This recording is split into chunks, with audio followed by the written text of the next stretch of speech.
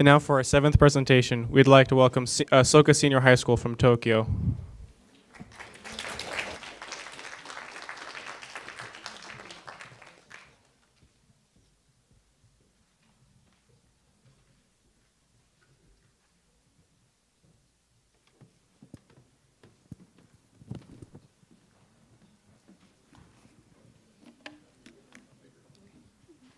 Hello everyone, I'm Daiki Mai. And I'm Hiromi Nitoguchi from Soka Senior High School, Tokyo, Japan. The theme for this conference is nuclear risk reduction.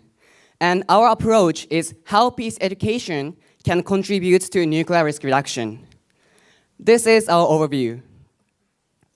In our presentation, first we would like to share the trajectory of our studies and analysis of current nuclear issues. We mainly researched nuclear posture review, and we found two movements rising regarding nuclear armaments: modernization and development of new weapons. These movements seem to go against nuclear reduction. However, nuclear weapon states, NWS, are justifying these trends through their statements and official documents. We couldn't understand why they do so, but sometimes it is very important to put myself in their position. In response to this, we set up a hypothesis. If the modernization of nuclear weapons or the invention of post-nuclear weapon takes place, the nuclear weapons in terms of international security will weaken. As you may know, the US and Russia in particular are focusing on modernization of nuclear weapons. We analyzed the Nuclear Posture Review 2018 edition to know their strategy. The analysis of NPR shows us that the US government is determined to open up the options for security to solidify nuclear deterrence with Russia in mind. NPR states that Russia believes limited nuclear first use provides an advantage for nations in times of crisis and low levels of conflict. The NPR strongly advocates that this mentality is mistaken, and taking action to revert this nuclear strategy is imperative. Following this, US expressed that they will set to modernize their nuclear weapons by sustaining and replacing its nuclear capabilities, modernize NC3, and strengthen the integration of nuclear and non-nuclear military planning. Their aim is to maintain a nuclear deterrence system. However, as our seniors presented last year, nuclear deterrence has already reached an impasse. Nuclear deterrence is based on the premise that weapons are not used. And as long as missiles are not used, we can say that deterrence seems to be working. However, this structure can function properly only between the UN permanent members. And some may say that the nuclear deterrence was effective under the bipolar system of the Cold War era. But the circumstances over nuclear weapons have changed greatly since the end of this war. For example, in the current East Asian security situation, where the threat of North Korea and non-state actors have increased, the security based on nuclear deterrence seems no longer stable. In fact, as you know, in the past, North Korea has launched some nuclear weapons for the nuclear tests, and it has launched a number of short-range missiles to the Sea of Japan in what may have been interpreted as a political gesture. Therefore, it is evident that the nuclear deterrence is no longer of any use when approaching in this manner. As a result, modernization of nuclear weapons does not connect with weakening the role of nuclear weapons in international securities. It just increases the risk of nuclear crisis. Because of this dilemma, national states are involved in other movements which are attempting to replace the nuclear weapons with advanced technologies as a new form of deterrence. In recent days, weapons such as MOB, LOS, EMP has been developed, and these weapons have the power equivalent to that of the nuclear weapons. Of course, theoretically, it doesn't have to be nuclear weapons to sustain the deterrence or the balance of power. So theoretically, we can replace the nuclear weapons to these new weapons, which have some moral issues, especially those the AI weapons. And so the invention of post-nuclear weapons can weaken the role of nuclear weapons as a deterrence in the international security issues. However, this just makes relatively less important, so it does not fundamentally resolve the risk of nuclear abuse. Yes, not only that, as nuclear deterrence weakens, the use of nuclear weapons can be more accessible. It holds the potential of becoming a standard use of weaponry. This, in turn, will become a significant problem for all humanity worldwide. In this way, either modernization or the invention of post-nuclear weapons does not have a direct connection to reducing the risk of nuclear weapons. Consequently, it increases the possibility of a nuclear crisis. In conclusion, the result of our stated hypothesis showed us that NPR cannot handle the current international issues of nuclear abolishment. In our research and analysis of NPR and the current nuclear security regime, we finally reached the conclusion that there is no other way to reduce the nuclear risk except of the total abolishment of the nuclear weapons. We can say that the civil society and the TPNW have the abilities to realize this, as we can see from the recent achievement of ICANN and the countries which signed to the treaty. Then, we focused on how Japan can contribute to this issue. We choose Japan to research because, firstly, we are Japanese high school students, and secondly, we think Japan has an important role in nuclear risk reduction. It is the only country which has dropped nuclear weapons in the world, and all Japanese citizens know the inhumanity of nuclear weapons. Therefore, Japan is responsible for advocating the horror of nuclear weapons and progressing their prohibition. Although Japan has this duty, it is not active at all. For example, it hasn't signed to the TPNW yet. We wondered why Japan has this stance, and we interviewed the Ministry of Foreign Affairs last year. The reason was that Japan is an ally in the US, and being under the nuclear umbrella, Japan believes that it is protected by the American nuclear deterrence. In addition, because Japan is a democratic country and the citizens' opinions are certainly reflected in politics, it means that the majority of citizens supports the stance of the government. But as stated previously, nuclear deterrence does not work in the current situation, and Japanese citizens ought to make more efforts to ban nuclear weapons. Our suggested approach is to make the Japanese domestic citizens aware of how much Japan and the world are in danger.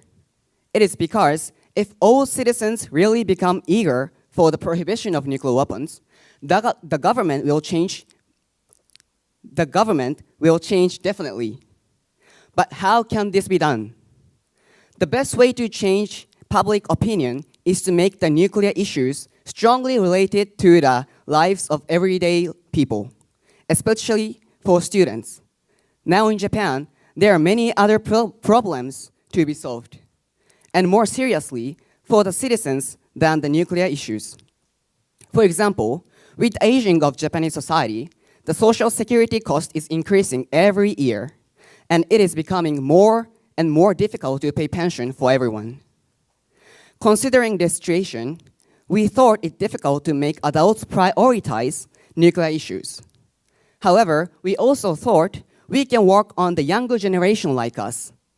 Students are the next generation to contribute to society. So, if we can educate them that nuclear issues are a crucial problem, they will have the passion for a breakthrough.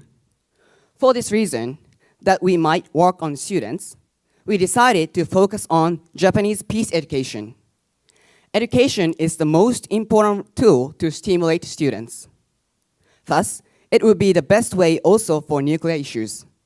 Though, it does not mean that there isn't any peace education related to peace in Japan.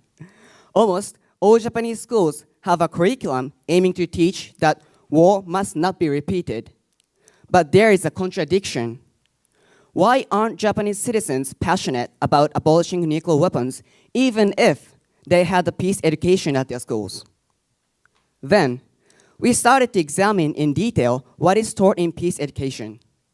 The Ministry of Education, Culture, Sports, Science, and Technology, MEXT, was contacted regarding this issue, and we found that Japanese schools teach only about what happened in the past. For example, the tragedy occurred in Hiroshima and Nagasaki, how Japan did cruel actions in East South Asia, and the fault of beginning the war in the Pacific Ocean. Indeed, when we asked MEX directly, they replied that they don't define exactly what a peace education is, but they designed a kind of peace education in the curriculum of high school world history. Students are going to learn about the threat of nuclear weapons there as a past tragedy. In addition, from 2022, they start next curriculum, then they request students to study about peace through problem-based learning, PBL. However, it still puts emphasis on only history of nuclear weapons. It is clear that Japanese students don't have the opportunity of learning much about contemporary problems and situations at school. To prove this, we conducted a survey of consciousness regarding nuclear weapons to students at our school. We got around 1,000 answers. Look at this graph. The number of students who know ICANN or human security are less than half of the total. Although these words are very important, essential to understand current nuclear security situations. For this reason, we can say that Japanese citizens, especially the young generation, are not just indifferent, but they don't know precisely what is happening in the world and the fact that the nuclear weapons must need to be prohibited right now. Our suggestion is that all schools in Japan should teach more about present nuclear issues.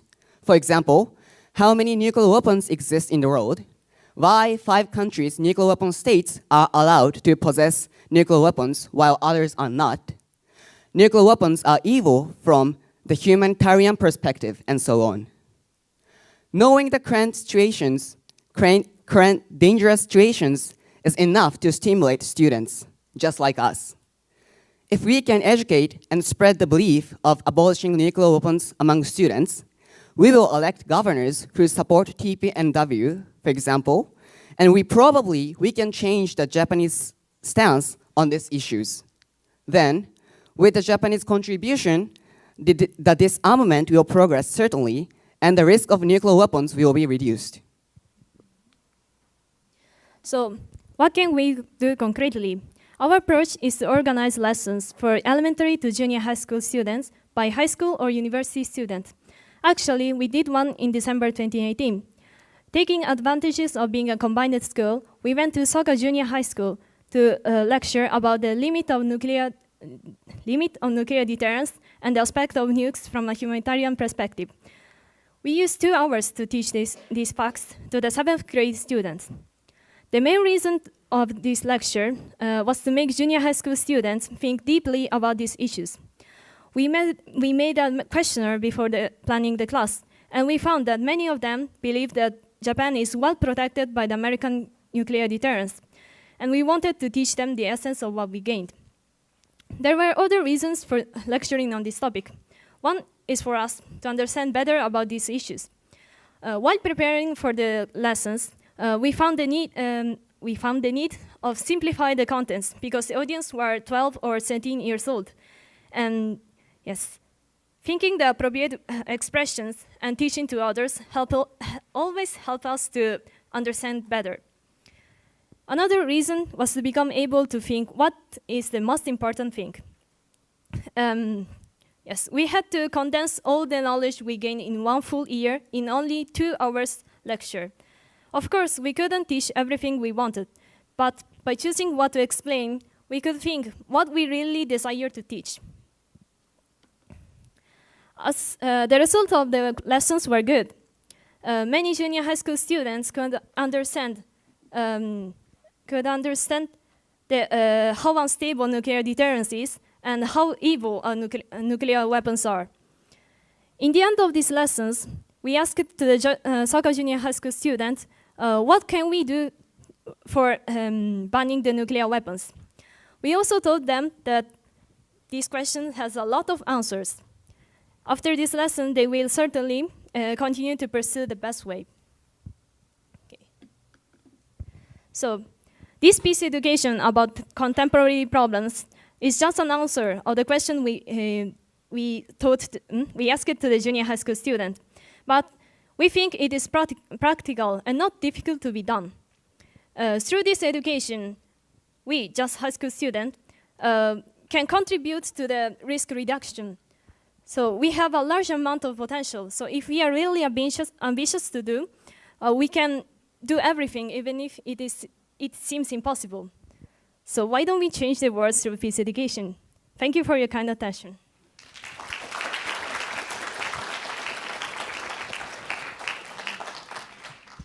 If you have any questions, please let me know.